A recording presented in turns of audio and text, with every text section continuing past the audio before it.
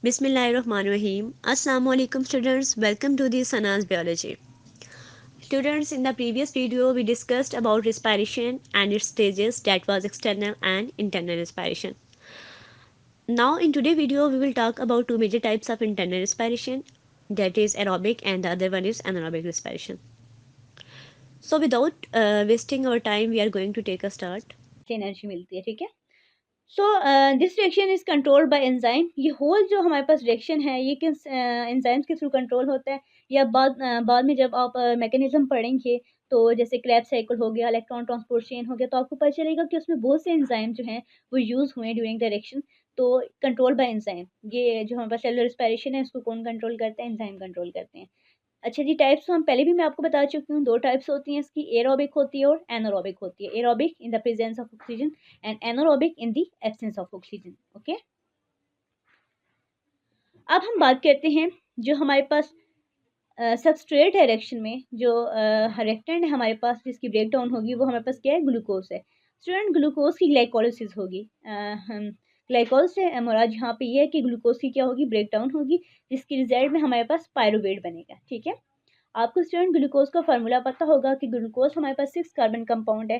That formula is C6H12O6। Okay, तो जब हम पास ग्लूकोज की ब्रेक डाउन होगी तो उसके रिजल्ट में हमारे पास 3 कार्बन कंपाउंड बनेगा, दैट इज पायरुवेट, ठीक है। 2 मॉलिक्यूल ऑफ 3 कार्बन कंपाउंड हमारे पास बनेंगे, दैट इज पायरुवेट, ठीक है।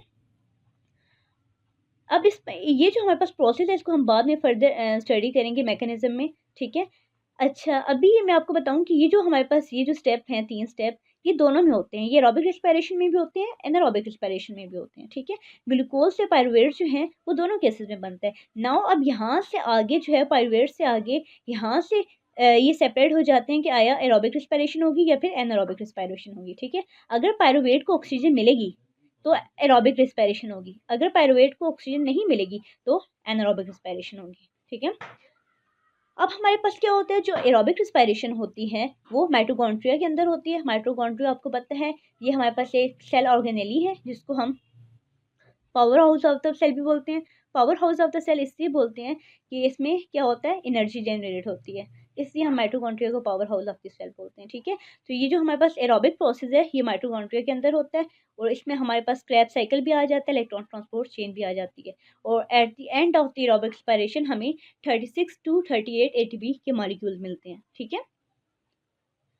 और जो हमारे पास एनारोबिक रिस्पायरेशन है without oxygen, and me without oxygen जो रिस्पायरेशन होती है ये साइटोप्लाज्म में होती है सेल के, ठीक है। और हमारे पास एनारोबिक रिस्पायरेशन को फर्मेंटेशन भी बोलते हैं। इसमें दो हमारे पास आ जाती हैं, लैक्टिक एसिड फर्मेंटेशन आ जाती है और अल्कोहलिक फर्मेंटेशन आ जाती है। लैक्टिक एसिड फर्मेंटेशन में हमारे पास लैक्टिक एसिड बनता है और अल्कोहलिक फर्मेंटेशन में हमारे पास अल्कोहल बनता है, ठीक है। Now here the main substrate to produce energy is glucose, ठीक है। जो मेन सबस्ट्रेट है जिससे हम एनर्जी लेते हैं वो ग्लूकोज है। देखिए आपको मैंने यहाँ पे बताया कि ग्लूकोज हमारे पास वो सबस्ट्रेट है, वो रिएक्टेंट है जो कि रिएक्ट कर रहा है और हमें क्या मिल रही है? एनर्जी मिलेगी एट द एंड, ठीक है। अब यहाँ पे आप पूरा वाला रिएक्शन देख रहे हैं कि कैसे जो है ग्लूकोज मॉलिक्यूल्स की ऑक्सीडेशन हो रही है और हमें कार्बन डाइऑक्साइड भी मिल रही है, वाटर भी मिल रहा है और एटीपी की फॉर्म में एनर्जी भी मिल रही है, ठीक है। ये हमारे पास ग्लूकोज मॉलिक्यूल है C6H12O6, इसकी ऑक्सीडेशन हो रही है, ठीक है। तो इसके रिजल्ट में कार्बन डाइऑक्साइड, वाटर और एनर्जी हमें मिल रही है, ठीक है।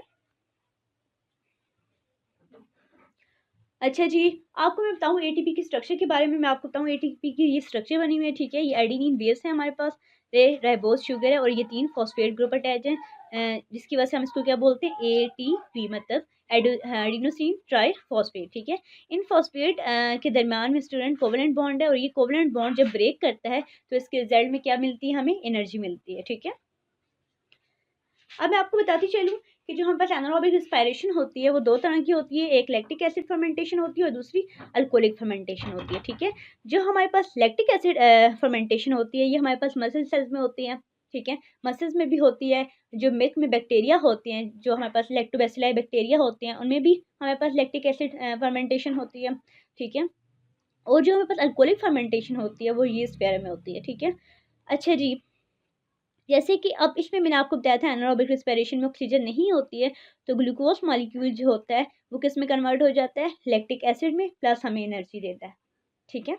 ये लैक्टिक एसिड फर्मेंटेशन में ये होता है कि ग्लूकोज मॉलिक्यूल किस में कन्वर्ट हो जाता है, लैक्टिक एसिड में, प्लस हमें एनर्जी मिलती है। ठीक है, तो ये प्रोसेस हमारे पास हो रहा होता है मसल्स में। कैसे होता है तो ये मैं आपको बाद में बताती हूँ। लीड टू फैटीग, इससे हमें फैटीग भी होती है। फैटीग थकावट को बोलते हैं। कैसे होती है मैं अभी बताऊंगी। ठीक है, अच्छा जी, अल्कोहलिक फर्मेंटेशन क्या होती है हमारे पास? अल्कोहलिक फर्मेंटेशन में हमारे पास क्या होता है कि जो ग्लूकोज मॉलिक्यूल होते हैं वो अल्कोहल में कन्वर्ट होते हैं, दैट इज इथानॉल। ठीक है, ग्लूकोज मॉलिक्यूल जो होता है वो इथानॉल में कन्वर्ट हो जाता है, प्लस हमें कार्बन डाइऑक्साइड देता है और एनर्जी देता है। ठीक है, तो ये यीस्ट सेल जितने भी हैं उनमें हमारे पास अल्कोहलिक फर्मेंटेशन होती है।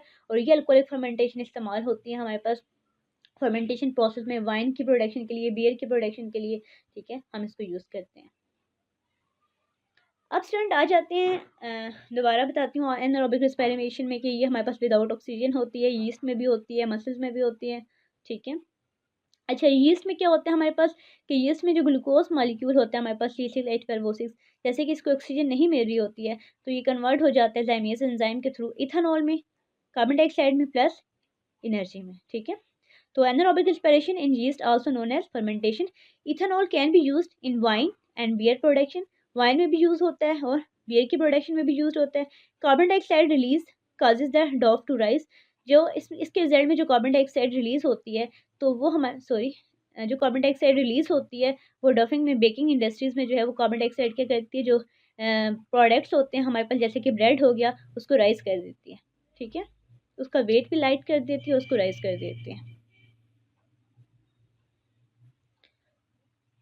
ओके स्टूडेंट, नाउ नेक्स्ट हमारे पास है ये अल्कोहलिक फर्मेंटेशन। इसके रिजल्ट में क्या होता है कि ग्लूकोज जो है उसकी जब हमारे पास ग्लूकोज जो है वो कन्वर्ट हो जाता है इथेनॉल में, plus carbon dioxide plus energy हमें देता है। ठीक है, ये ईस्ट सेल में जो होती है वो अल्कोहलिक फर्मेंटेशन होती है। और ये हमारे पास जो होता है वाइन और बियर वगैरह की फॉर्मेशन में भी अल्कोहलिक फर्मेंटेशन जो होती है वो यूज़ होती है। ठीक है, अब डॉफ राइजिंग का बताया गया है कि आप अगर यीस्ट को आप मिक्स करेंगी डॉफ में तो आफ्टर 1 आवर, 1 घंटे के बाद क्या होगा, वो डॉफ जो है आप देखें ये राइज कर जाएगा। ठीक है, क्यों राइज कर जाएगा? कार्बन डाइऑक्साइड की वजह से, क्योंकि after 1 hour in a warm place the dough has risen as a result of the carbon dioxide produce by the yeast. क्योंकि यीस्ट जब रिएक्ट करेगा तो उसके रिजल्ट में हमारे पास कार्बन डाइऑक्साइड प्रोड्यूस होगी, जिसकी वजह से वो यीस्ट जो है हमारे पास वो राइज कर गया। ठीक है, सॉरी डॉफ जो है वो राइज कर गया। ठीक है, जैसे कि हम आटा जो है, आटे में हम ये खमीर डालते हैं, यीस्ट डालते हैं, तो आटा हमारे पास क्या हो जाता है, वो फूल जाता है। ठीक है, तो यही उसमें बताया गया। ठीक है, अच्छा जी, एनारोबिक रेस्पिरेशन में ये दोबारा ये बता रही हूँ मैं आपको कि बेकर यीस्ट में बेकरी में यीस्ट को हम यूज़ करते हैं, एज अ यीस्ट हम यूज़ करते हैं एनारोबिक रेस्पिरेशन के लिए। The hole in the bread are made by the carbon dioxide bubble, this give the bread a light texture. ठीक है, ये ब्रेड है हमारे पास, आपको ब्रेड में होल्स नज़र आते हैं। अब ये होल्स किसकी वजह से होते हैं? ये कार्बन डाइऑक्साइड की वजह से होते हैं, जिसकी वजह से जो हमारे पास ब्रेड होती है वो light texture, light in weight होती है। ठीक है, अच्छा जी, अब मैंने आपको बताया था कि जो है ग्लूकोज जो है वो लैक्टिक एसिड में कन्वर्ट हो जाता है, लैक्टिक एसिड फर्मेंटेशन में, और वो मसल्स में होती है।